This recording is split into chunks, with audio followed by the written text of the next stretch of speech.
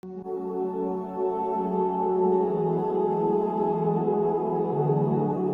جب موسیٰ نے اپنے شاگرد سے کہا کہ جب تک میں دو دریاؤں کے ملنے کی جگہ نہ پہنچ جاؤں ٹلنے کا نہیں، خاص صدیوں چلتا رہوں۔ پھر جب وہ دونوں ان دریاؤں کے سنگم پر پہنچے تو اپنی مچھلی بھول گئے۔ پھر اس مچھلی نے دریا میں سرنگ کی طرح اپنا رستہ بنا لیا۔ جب آگے چلے تو موسیٰ نے اپنے شاگرد سے کہا کہ ہمارا کھانا لاؤ، اس سفر سے ہم کو بہت تکان ہو گئی ہے۔ اس نے کہا کہ بھلا آپ نے دیکھا کہ جب ہم نے اس چٹان کے پاس آرام کیا تھا تو میں مچھلی وہیں بھول گیا، اور مجھے آپ سے اس کا ذکر کرنا شیطان نے بھلا دیا، اور اس مچھلی نے عجیب طرح سے دریا میں اپنا رستہ بنایا۔ موسیٰ نے کہا یہی تو وہ مقام ہے جسے ہم تلاش کرتے تھے۔ تو وہ اپنے پاؤں کے نشان دیکھتے دیکھتے لوٹ گئے۔ وہاں انہوں نے ہمارے بندوں میں سے ایک بندہ دیکھا جس کو ہم نے اپنے ہاتھ سے رحمت خاص سے نوازا تھا اور اپنے پاس سے ایک خاص علم بخشا تھا۔ موسیٰ نے ان سے جن کا نام خضر تھا کہا کہ جو علم اللہ کی طرف سے آپ کو سکھایا گیا ہے، اگر آپ اس میں سے مجھے کچھ بھلائی کی باتیں سکھائیں تو میں آپ کے ساتھ رہوں۔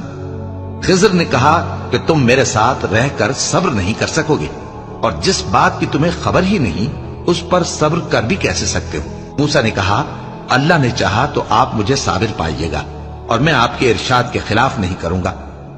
خضر نے کہا اگر تم میرے ساتھ رہنا چاہو تو شرط یہ ہے مجھ سے کوئی بات نہ پوچھنا جب تک میں خود اس کا ذکر تم سے نہ کروں۔ تو دونوں چل پڑے، یہاں تک کہ جب کشتی میں سوار ہوئے تو خضر نے کشتی کو پھاڑ ڈالا۔ موسیٰ نے کہا کیا آپ نے اس کو اس لیے پھاڑا ہے کہ سواروں کو غرق کر دی؟ یہ تو آپ نے بڑی عجیب بات کی۔ خضر نے کہا کیا میں نے نہیں کہا تھا کہ تم میرے ساتھ صبر نہ کر سکو گے؟ موسیٰ نے کہا کہ جو بھول مجھ سے ہوئی اس پر مواخذہ نہ کیجیے اور میرے معاملے میں مجھ پر مشکل نہ ڈالیے۔ پھر دونوں چلے، یہاں تک کہ رستے میں ایک لڑکا ملا تو خضر نے اسے مار ڈالا۔ موسیٰ نے کہا کہ آپ نے ایک بے گناہ شخص کو ناحق بغیر قصاص کے مار ڈالا، یہ تو آپ نے بری بات کی۔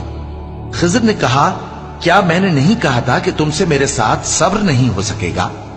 انہوں نے کہا کہ اگر میں اس کے بعد پھر کوئی بات پوچھوں یعنی اعتراض کروں تو مجھے اپنے ساتھ نہ رکھیے گا کہ آپ میری طرف سے عذر کے قبول کرنے میں حد کو پہنچ گئے ہیں۔ پھر دونوں چلے، یہاں تک کہ گاؤں والوں کے پاس پہنچے اور ان سے کھانا طلب کیا۔ انہوں نے ان کی ضیافت کرنے سے انکار کیا۔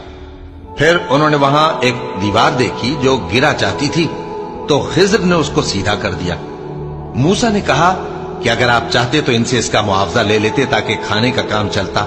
خضر نے کہا کہ اب مجھ میں اور تم میں علیحدگی، مگر جن باتوں پر تم صبر نہ کر سکے میں ان کا تمہیں بھید بتائے دیتا ہوں کہ وہ جو کشتی تھی غریب لوگوں کی تھی جو دریا میں محنت کر کے یعنی کشتیاں چلا کر گزارا کرتے تھے، اور ان کے سامنے کی طرف ایک بادشاہ تھا جو ہر اچھی کشتی کو زبردستی چھین لیتا تھا۔ تو میں نے چاہا کہ اسے عیبدار کر دوں تاکہ وہ اسے غصب نہ کر سکے، اور وہ جو لڑکا تھا اس کے ماں باپ دونوں مومن تھے۔ ہمیں اندیشہ ہوا کہ وہ بڑا ہو کر بد کردار ہوگا تو کہیں ان کو سرکشی اور کفر میں نہ پھنسا دے، تو ہم نے چاہا کہ ان کا پروردگار اس کی جگہ ان کو اور بچہ عطا فرمائے جو اخلاقی پاکیزگی میں بہتر اور محبت میں زیادہ قریب ہو۔ اور وہ جو دیوار تھی سو 2 یتیم لڑکوں کی تھی جو شہر میں رہتے تھے، اور اس کے نیچے ان کا خزانہ دفن تھا، اور ان کا باپ ایک نیک آدمی تھا۔ تو تمہارے پروردگار نے چاہا کہ وہ اپنی جوانی کو پہنچ جائیں اور پھر اپنا خزانہ نکالے۔ یہ تمہارے پروردگار کی مہربانی ہے، اور یہ کام میں نے اپنی طرف سے نہیں کیے، یہ ان باتوں کی حقیقت ہے جن پر تم صبر نہ کر سکے۔